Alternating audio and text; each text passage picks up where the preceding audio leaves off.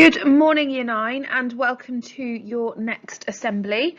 The theme of the week this week is friendship, and as usual, I wanted to start off thinking about what friendship is. And on the slide in front of you, you can see a couple of quotes that I've picked out and the official definition. So, friendship is a relationship of mutual affection between people. It is a stronger form of interpersonal bond than an association. Now that to me just seemed a little bit robotic. I didn't get the impression of the emotion and the love between friends when I looked at that. So have a little read of these quotes on the other side of the slide, and I think they tend to give me the impression of what friendship means to me, more so than that official definition.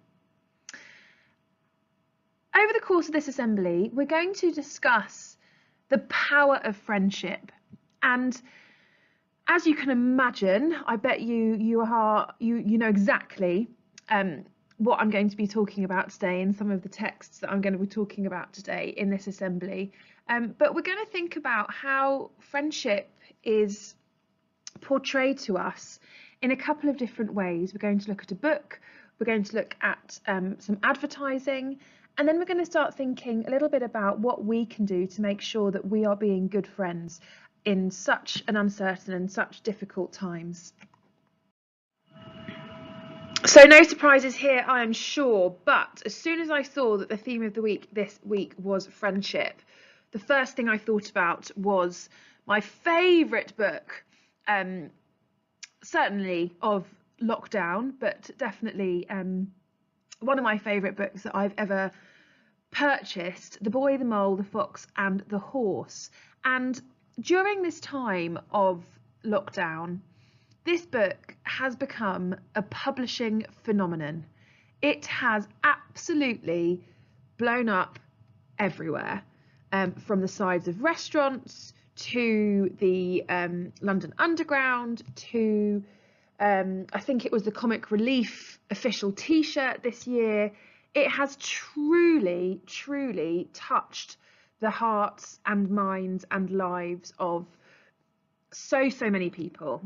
And I think that's because it carries with it such an important message of friendship, of empathy, but for a lot of people, it's that important message of self-care that has really captured people's imaginations. And I think it's also come at a really important time because this story has captured the shared longing of our troubled times that we find ourselves in.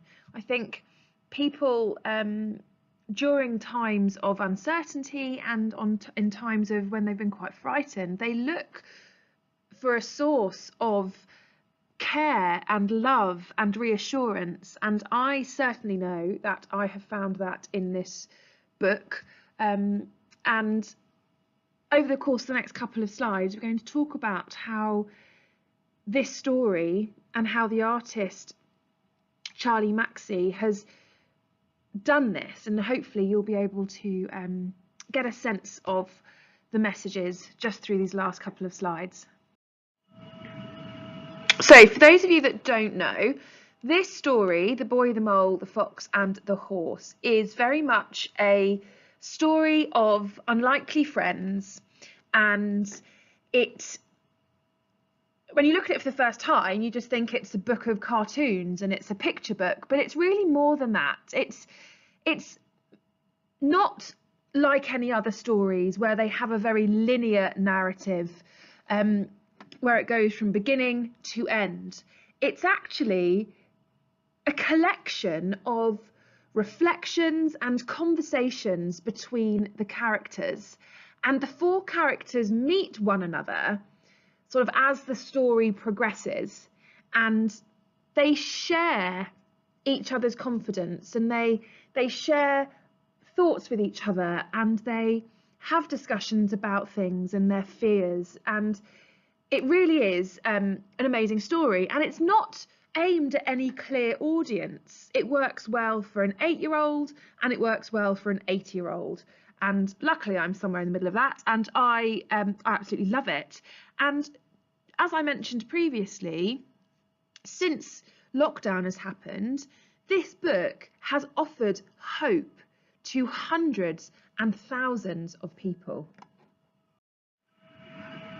But the idea of an unlikely friendship and the idea of a cartoon or picture book teaching us lessons and giving us the support in times of difficulty is not a new one. And I think one of the most obvious comparisons as soon as I bought the book was, and you know, especially in terms of the themes of friendships, and unlikely ones at that, is the story of Winnie the Pooh by A.A. Milne. Now, the parallels between The Boy, the Mole, the Fox and the Horse and Winnie the Pooh extend so much further than their characters, the friendships, and beautiful, beautiful illustrations and quotes. Like this story, Milne's first publication of Winnie the Pooh was released similarly to Maxie's at a time of global upheaval. And I've written a quote here that was taken by it was quoted from somebody that worked with A.A. Milne in the publication of Winnie the Pooh, and it said that the book Winnie the Pooh hit the mood when it was written. It was 1926, people were back from the cataclysm of war, and what was needed was literature that was safe and comforting.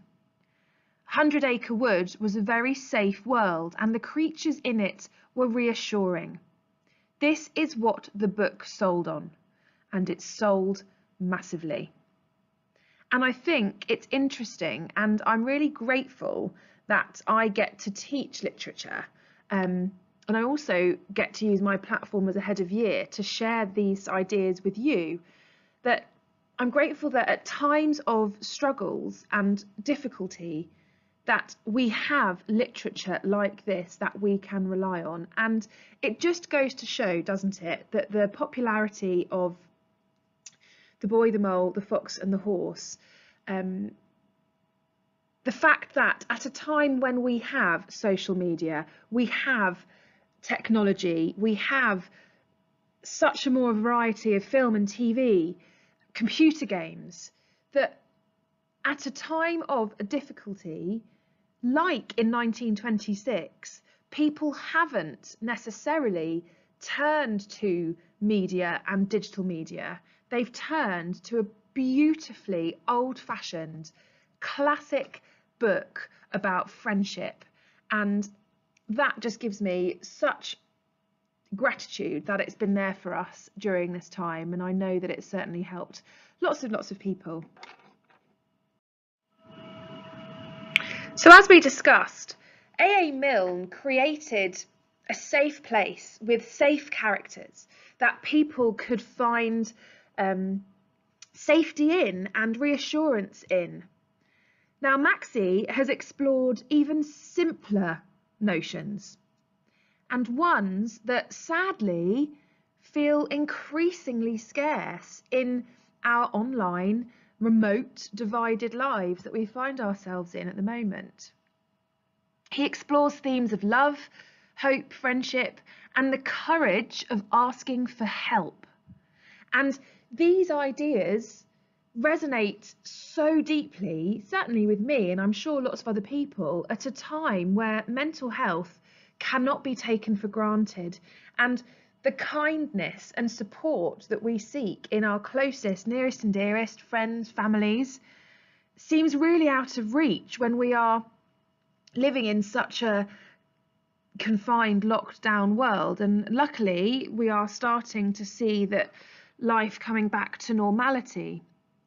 But The Boy, the Mole, the Fox and the Horse, as a book and as characters, they may not be able to save the world from its problems, but during this time, it has certainly reminded thousands of people of the qualities that can save the world's problems.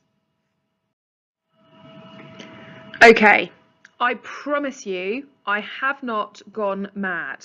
I know it's not Christmas, but for any of you that know me well, Christmas is my absolute favourite time of year, and Christmas is not Christmas without a John Lewis advert.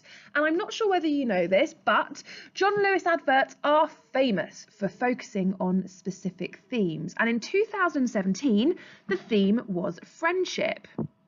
And in the advert tells the story of Joe, a young boy, and his relationship with an imaginary monster called Moz. And I've put the link in the video here to the advert. Please watch it. And it begins by showing Joe in bed dozing off, only to be woken up by the snoring of a large monster under his bed. And at first, Joe seems really scared of Moz, and he makes a "no monsters allowed" sign for his door. But as time goes on, Joe and Moz become friends, and they play games together at night, such as giving each other piggybacks and playing with racing cars. And gradually, however, staying awake to play with Moz catches up with Joe, and he begins to fall asleep at inappropriate times during the day, such as when he's getting his hair cut or when he's playing in goal for his football team. And Moz sadly comes to the realization that Joe needs his sleep and that he needs to do something about the situation. So on Christmas morning, a very clumsily wrapped present is waiting for Joe under the Christmas tree, and he unwraps it to discover a John Lewis nightlight, which means that he will be able to sleep peacefully from now on. When Joe lies in bed that night, it seems that Moz is no longer under Joe's bed, so we're led to believe that the nightlight has made Moz disappear. However, at the very end of the advert, a noise from under the bed suggests that Joe can bring back his imaginary friend whenever he wants to. So Moz seems like a very unlikely friend. After all, he's a monster hiding under the bed. However, the advert aims to show us that friendships can develop in the most unlikeliest of places. But for that to happen, we as individuals need to be open to the possibility of friendship. We need to be on the lookout for friendships to happen. As I mentioned, at first, Joe is afraid of Moz. He's frightened of him. But once he's overcome his initial fear, a firm friendship is established. Now, here's a little insight into probably how sad I am actually, but since the John Lewis adverts have begun, it is my tradition to always buy the children's picture book of the advert. I absolutely love them, and as I said, Christmas is not Christmas without a John Lewis advert. They're my favourite things ever. But the message, it's more than just Christmas. The message is what's important here, isn't it? And that's that friendships can be found in such unexpected places. And the advert really challenges us to look beyond initial impressions and to be open to new possibilities of friendships, to be open to new people, to be open to finding friendships in unexpected places. It also emphasises that friendships are made stronger by shared activities, and as Joe and Moz play together, their laughter increases and their friendship deepens. And probably going back to the situation we find ourselves in, probably the thing that I have found most difficult is not having those shared activities with my friends, not having those shared experiences, those moments to laugh together, those moments to share memories that deepen friendships. And half of me is incredibly sad that I have missed out on weeks of my friends. But the other half of me is really glad that I've had this opportunity to sit and reflect on the way I treat my friends, how much I value my friends, and I'm so grateful for all of the experiences, all of the activities we shared, and all of the laughter that we have shared up to this point. So I want you to have a little think about what you enjoy doing with your friends before lockdown. And granted, our opportunities to spend time with our friends have been so limited, and more limited than they have ever been before. But as I just mentioned, hasn't that made you realise how important your friendships are? And I really miss my friends, but probably more than anything, I really miss a hug. And I cannot wait to be able to hug my friends without a face mask on, or without having to do a socially distanced, fairly awkward looking elbow pump or whatever they are that we do now and we have to do now. Although there is a lot of happiness in friendships, there can be sadness and sacrifice too. And going back to my John Lewis advert, as the story develops, Moz realises that too many late nights are taking their toll on his friends, and he has to sacrifice the fun that he has playing with Joe, and that's why he gives him a present to help him sleep. And that is an act of sacrifice and kindness. And I think it's important for us to, when we reflect on friendship, to remember that sometimes we will face the choice of putting our own wants and needs before the needs of a friend. Sometimes we might be faced with the prospect of making a sacrifice for the good of someone else. And in the course of our friendships, we will face choices over what is ultimately not the best for us, but is the best for our friends. So I'd like you to take a moment just to think about your friendships, how important your friendships are to you, what you enjoy doing with your friends, but also, have you in the past had to make an act of sacrifice or kindness for your friend? Have you had that opportunity but not taken it and asked your friend to sacrifice for you?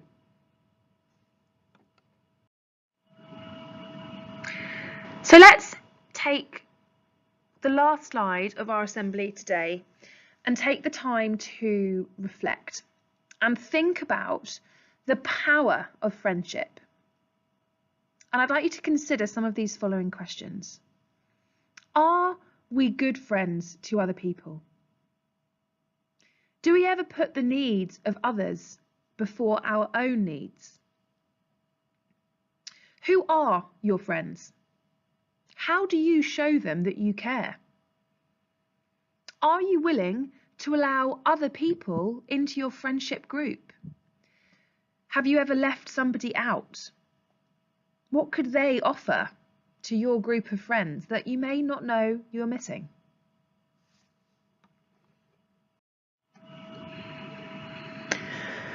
So I think if I was doing this assembly pre-lockdown, this would have been a really important slide anyway. But in the situation we find ourselves in, this slide probably becomes the most important slide of this whole assembly. Sometimes we say that we're fine. We say that we're okay. Sometimes that's because it's the easiest thing to say when somebody asks you how you are. I'm fine. It's the easiest thing to say, but actually often we say that when actually it's not true, and we're not fine, and we're not okay. Friends are often the first person that we talk to when we're having a difficult time. And this opportunity has been made much, much harder for us during the last couple of weeks and months. And friends can play such an important role in helping someone live with or recover from difficulties that they are facing. And it's so important that we get that support from our friends. Now, what I've added here is a link to a website called stem4.org.uk, and they are a website created that purely for the mental health and mental well-being of young people. And there is so many fantastic links and support ideas for you on that website. But there is one thing that I think is amazing, and that is something called Friends Watch. And it is a link within their website that is designed purely to give you advice as a friend to best support your other friends who might be having a really difficult time. So if you haven't done so yet this week, if you haven't spoken to one of your friends, or you haven't heard from them in a while, or you think that the last time you did speak to them they sounded a little bit down, don't just take their word for granted. Don't just think because they've said they're fine that they are. Really take the time to have your friends' backs and really support each other during this difficult time. And the summer holidays are coming up soon, and I really truly hope that you get the opportunity to see each other, and that the safety measures of social distancing do ease, so that we can all find that support network that we have been so desperately missing during this time. Have a fantastic weekend. Please check in on each other, ask each other if you're all right, even text somebody or message somebody that you wouldn't normally be the first person on your message list. But let's support each other, have each other's backs, and we will very soon be back all together as a whole year group and be there to support each other.